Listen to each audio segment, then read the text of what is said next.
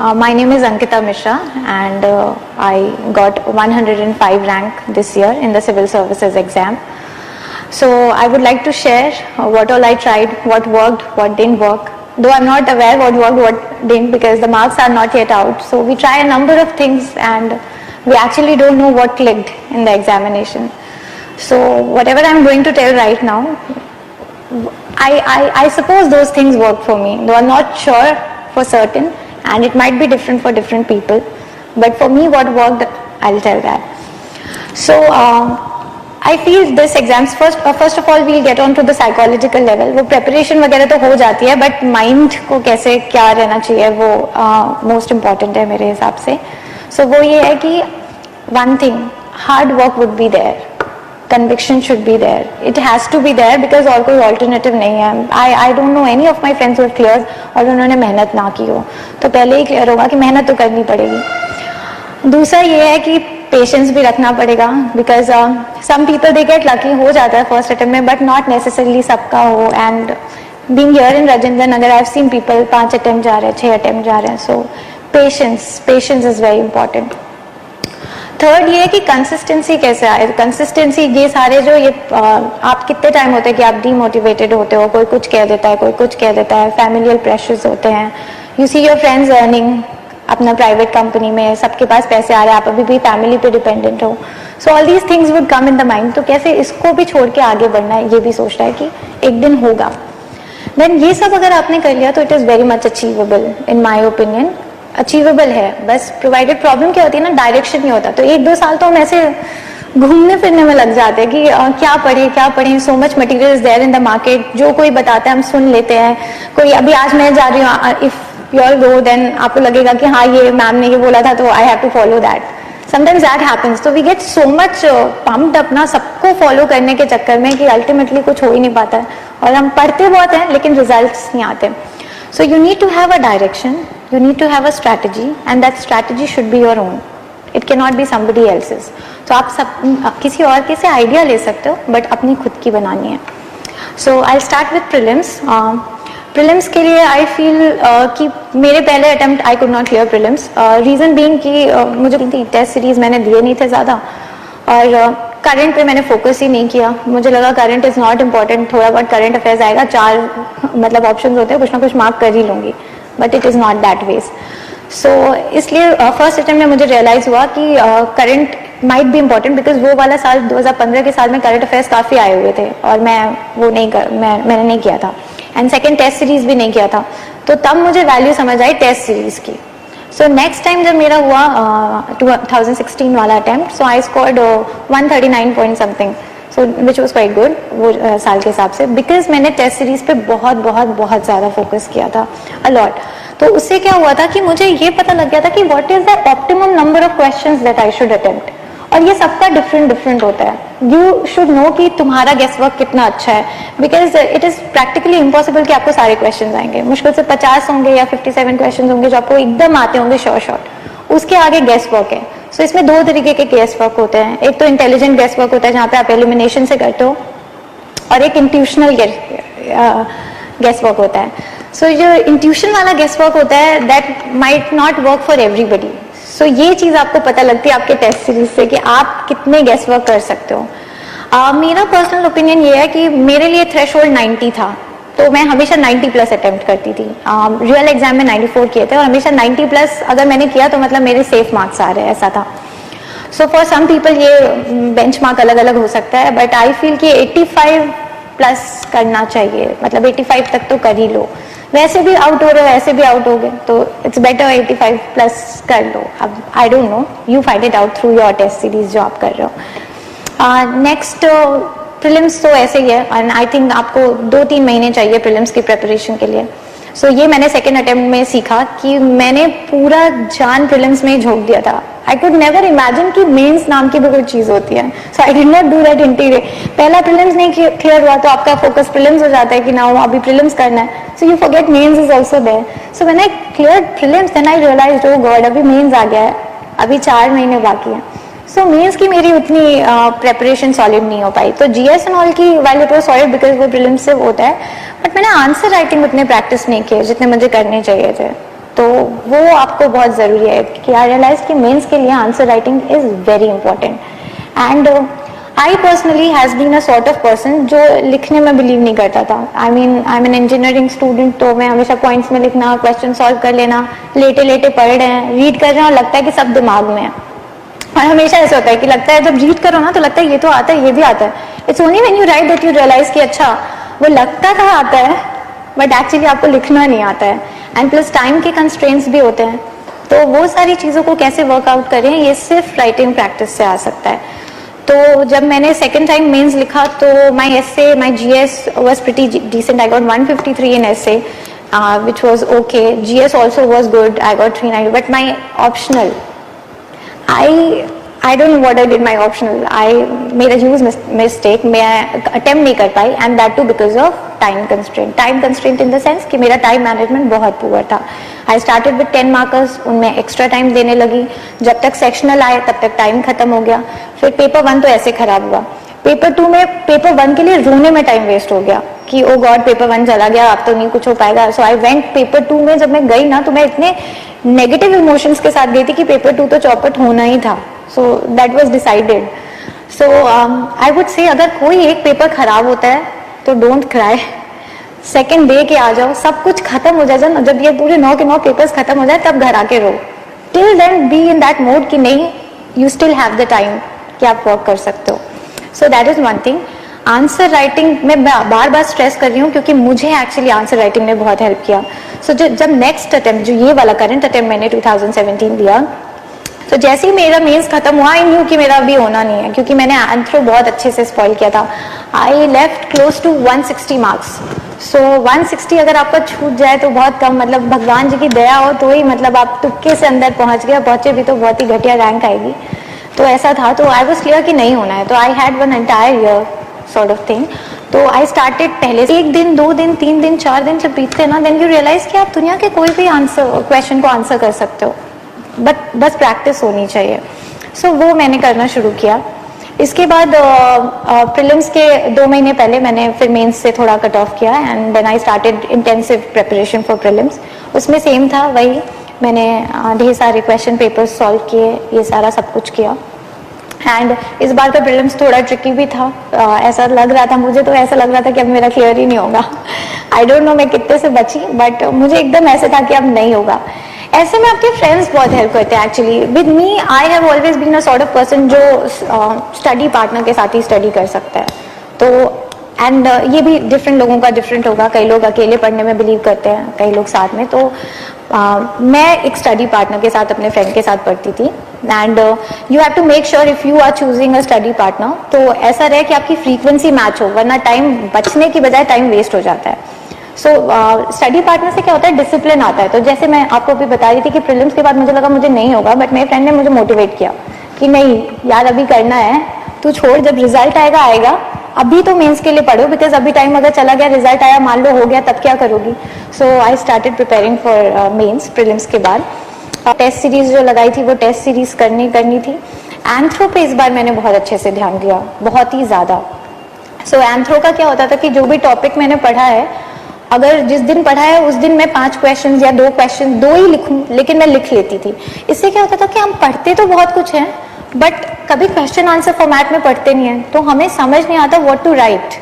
And there is also limitation of word, there is also limitation of time. But how would you understand कि कितना लिखना है, क्या लिखना है, क्या इंपॉर्टेंट है, what will fetch you marks. So क्या होता है, generally when we don't practice answer writing तो हम लिखते रहते हैं, हमारा पूरा खत्म हो जाता है और इंपॉर्टेंट पॉइंट हम लिख ही नहीं पाते जो सबसे इंपॉर्टेंट है.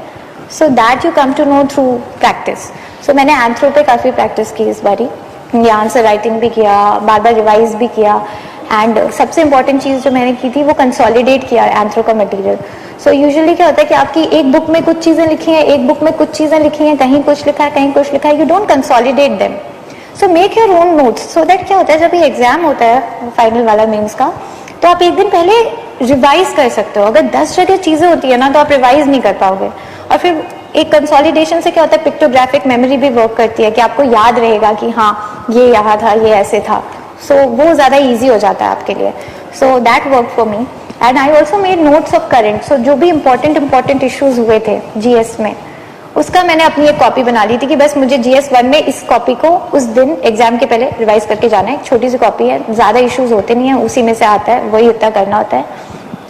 तो पेपर 1 के लिए GS के लिए मैं बोलूँगी कि मैंने इनसाइट सिक्योर किया था, क्योंकि स्टैटिक तो कुछ आता नहीं और स्टैटिक स्पेक्ट्रम वगैरह पढ़ने का कोई फ़ायदा इतना होता नहीं है। तो अगर पढ़ना है तो लास्ट का जो समरी दिया रहता है स्पेक्ट्रम के पीछे वो कर सकते हैं। दैट आई डिड, स्पेक्ट्रम के पीछे वाली समरी जितनी थी तो वो ब्रशअप हो ही जाता है, और प्रीलिम्स के लिए तो पढ़ा ही है इतना अच्छे से। सो ऐसा था। पेपर 2 के लिए कुछ खास नहीं, सिर्फ करंट किया था मैंने। बाकी स्टैटिक तो मैंने नहीं, लक्ष्मीकांत वापस नहीं उठाई थी, जो प्रीलिम्स के लिए था वही था। बाकी मैंने करंट किया था, IR भी करंट ही किया था। बाकी इसके अलावा जितना भी है अभी, मतलब GS के लिए मेनली मैं करंट पे फोकस थी, बिकॉज कोई भी बुकलेट उठा लो उसमें पूरा बैकग्राउंड दिया रहता है, तो स्टैटिक भी उसमें कवर हो ही जाता है एक तरीके से। So that I did. इसके अलावा एथिक्स के लिए पर्टिकुलरली आई वुड से कि दो नोबडी वुड बिलीव, बट मैंने कभी एथिक्स की पढ़ाई नहीं की, कोई नोट्स नहीं, कोई लेक्सिकॉन नहीं, नथिंग, नेवर स्टडीड। कोई जो सिलेबस पे जो टॉपिक्स है उनको गूगल कर लो, रैंडम स्टडीज गूगल कर लो, what it means to you basically, because मुझे ना वो बहुत डिफिकल्ट लगता था टू मेमोराइज दोज जार्गन्स, वो टेक्निकल वर्ड्स वाले। So I use to make my own definition. कई लोग फ्रेंड्स भी बोलते थे कि पढ़ ले, but that was not my thing, I found it very difficult to do, so I never did that. तो आप अपनी डेफिनेशन बनाइए, आई थिंक वो एग्जामिनर को ज़्यादा पसंद आएगा, बिकॉज वो एक लेमन टर्म्स की बात अलग ही होती है व्हेन यू राइट। मतलब I personally value natural way of writing a lot, so I used to do that. Other than that, this time what I did different in ethics was case studies. So usually क्या होता है 10 markers में हम कुछ mention नहीं करते, एकदम dry सा आंसर लिख देते हैं। So if possible try and mention some case studies, कुछ भी एग्जाम्पल, छोटा सा कोई ऑफिसर है जो बहुत अच्छा काम कर रहा है, या आपका कोई रिलेटिव है जो बहुत अच्छा काम कर रहा है, आप जानते हो, आप जस्ट मेंशन इट। एक एक्स फैक्टर हो जाता है, बिकॉज सब वही लिख रहे हैं, कुछ डिफरेंट हो जाएगा आपका ऐसे। एंड इसके लिए क्या करना होगा कि आप A4 शीट्स लेके आओ, एंड जितने भी टर्म्स दिए हुए हैं एथिक्स की, वो सारे टर्म्स से रिलेटेड एक एग्जाम्पल बना के अपनी वो A4 शीट में लिख के रख लो। एक दो एग्जाम्पल लिखने हैं। कभी करंट में आप न्यूज़पेपर पढ़ रहे हो, कुछ ऐसा एग्जाम्पल आपका लगा कि ये अरे वाह ये तो कितना अच्छा काम कर रहा है, तो उसका एक छोटा सा लिख लो। दो एग्जाम्पल हर टर्म से रिलेटेड, जैसे लीडरशिप से रिलेटेड 2 एग्जाम्पल, देन ऑनेस्टी से रिलेटेड 2 एग्जाम्पल, ऐसा करके अपना बना के रखें और एग्जाम के पहले जस्ट वो रीड करके जाएं। So that will work, I suppose, in my opinion. इसके बाद एंथ्रो में what different I did was, one was consolidation, that is very important. People don't have consolidated notes, but trust me, if you have consolidated notes you are through with anthro. Second thing that I tried in anthro was कि paper 1 को paper 2 से relate कैसे करना और paper 2 को paper 1 से कैसे relate करना है। सो पेपर 1 में I tried and gave examples from paper 2, tribal वाले सेक्शन से या कहीं ना कहीं I use to put that.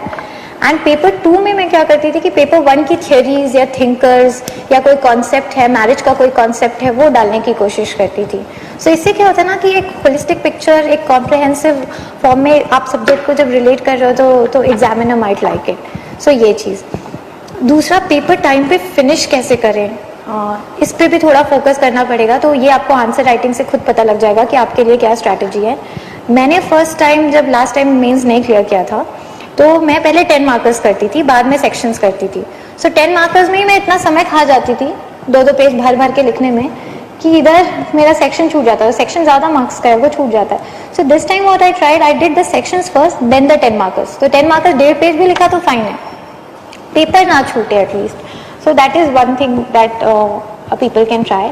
And ये सब एक तरफ, इसके बाद एक मोस्ट इंपॉर्टेंट चीज़ आती है जो नॉलेज से भी ऊपर है मेरी ओपिनियन में, आई don't know again, is visibility. So visibility is like extremely important because knowledge सबको है, सब ने सब कुछ लिखा है, लेकिन एग्जामिनर का मन भी तो करे आपका पेपर पढ़ने का। अगर वो रीड ही नहीं करेगा तो आप कुछ भी लिखो, फिर it does not matter. So I feel कि ऐसा कुछ रहे, आपका विजिबिलिटी ऐसी रहे कि एग्जामिनर का मन करे उसको रीड करने के लिए। So don't make your paper dirty, एकदम गंदा मत करो। ओके फाइन, हैंड राइटिंग तो भाई अब बचपन से डेवलप होते आ गई है, जो है वो है, उसमें ज़्यादा चेंजेस नहीं ला सकते। सो if you can improve on your hand writing, well and good. If you can not, make sure it is legible first. Second, work on the spacing, जो स्पेस होता है उसको थोड़ा थोड़ा बढ़ा के ऐसे करो कि वो रीड करने योग्य हो, ऐसा रहे। अंडरलाइनिंग थोड़ी हो जाए, पेन का चयन अच्छे से कर सकते हैं हम. So if you writing with ball pen, use gel pen, see अगर उसमें राइटिंग अच्छे से आ रही है कि नहीं. सो ये सारी चीज़ें बहुत मस्ट है. मतलब visibility in my opinion is a must. I know a number of my friends जिनको बहुत अच्छे से सब कुछ आता था and probably they did not clear because of the visibility of their paper. So you have to increase the visibility because it is a basic human nature. जो सुंदर लगता है वही तो पढ़ेंगे. इतनी कॉपीज चेक करनी है, कैसे पढ़ेंगे अगर अच्छे से नहीं उसी में कचर कचर लिखा हुआ है. बाकी I think that's about it x factor लाने के लिए. और what can be done is you can incorporate maps. जैसे मैं हिस्ट्री में मैप्स इनकॉर्पोरेट करती थी, तो जैसे परमानेंट सेटलमेंट वगैरह का क्वेश्चन आया तो 1-2 सेकेंड में मैप बन जाता है, उसमें दिखा दो परमानेंट सेटलमेंट महलवारी ये सब कहाँ पे है, या रिवोल्ट ऑफ 1857 के साइट्स कहाँ कहाँ थे, गोले बना बना के थोड़े से दिखा दो मैप में.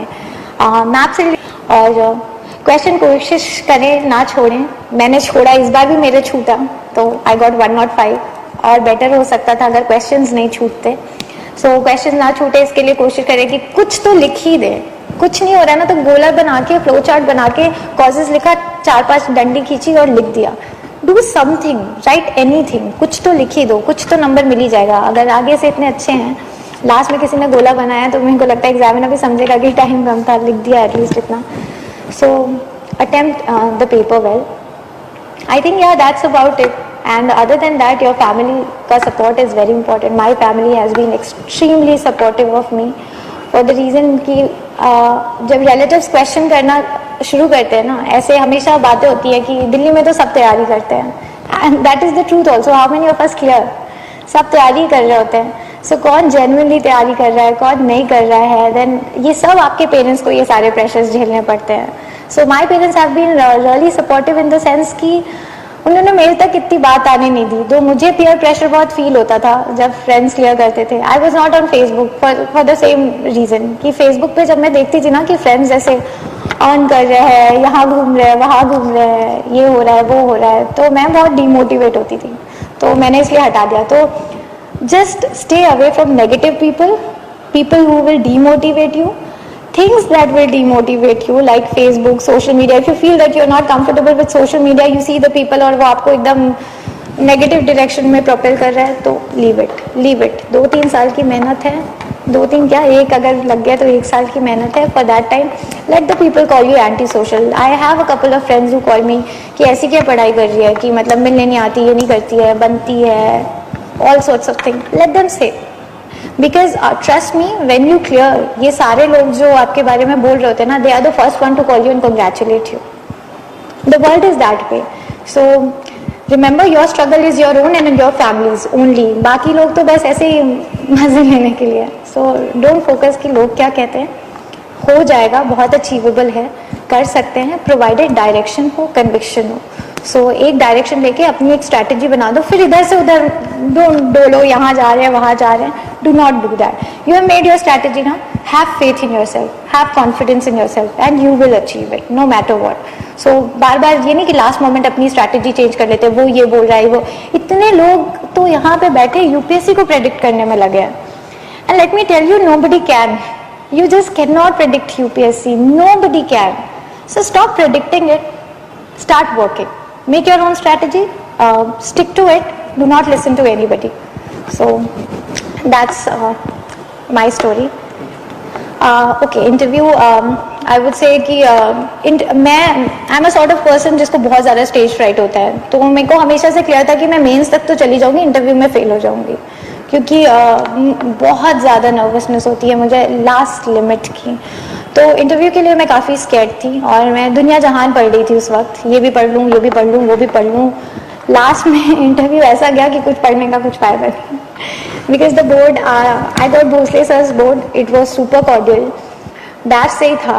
ये प्रोसेस में मुझे रियलाइज़ हुआ कि इंटरव्यू ही एक ऐसा है जहाँ पे दे डोंट जज you on the questions which you don't know.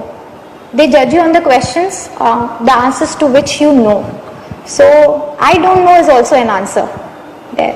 So when you say I don't know, वो next पे move कर जाते हैं, वो उस पे तुम्हें जज ही नहीं कर रहा है. So इंटरव्यू के लिए ज़्यादा टेंशन लेने की ज़रूरत नहीं है. मॉक्स है, मॉक्स से थोड़ा कॉन्फिडेंस बिल्डअप होता है, बट मॉक्स की भी सारी बातें दिल पे नहीं लेने के लिए. मैंने एक मॉक दिया था, उसमें रो के आई थी।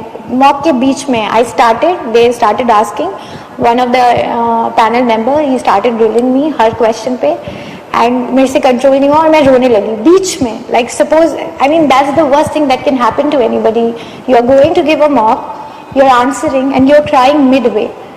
सो and to the extent I won't name the coaching center or the panel member, but he told me that you need to go for cognitive behavioral therapy. जाओ तुम अपना CBT कराओ, and we are not here to see your vulnerability. And to this extent, तो I got really demotivated. मुझे लगा कि यार this is not my thing. Plus मैं जब बहुत नर्वस होती हूँ ना, तो मेरे थॉट्स बहुत, मैं अच्छे से उसको एक फ्लो नहीं दे पाती हूँ, तो मुझे लग रहा था कि सब बेकार होगा। But trust me, real interview का एक्सपीरियंस अलग ही होता है। मॉक्स वाले कुछ भी बोले, कुछ नहीं, आप अपनी प्रैक्टिस के लिए जाओ कि आप अपने लिए प्रैक्टिस कर रहे हो। फीडबैक्स वो क्या दे रहे हैं, कुछ तो जेन्युइन होते हैं, वो ले लो, but you need not take all the feedbacks seriously, because if you start doing that ना, तो आपका अपने से कॉन्फिडेंस कम हो जाता है।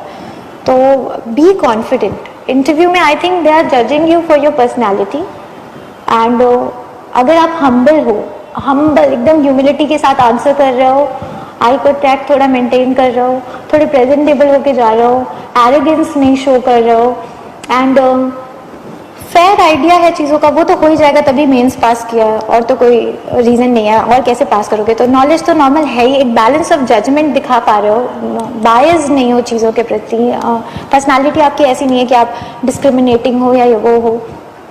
तो I think you will do good, मतलब because they are not there to जज you on your knowledge, it is written. वो इंटरव्यू की जो वो है ना, वो जो आया है गाइडलाइन, वही रीड कर लो, उसमें it is written that they are not there to जज you on your knowledge, so they won't be judging you on your knowledge, they will be judging you on your personality.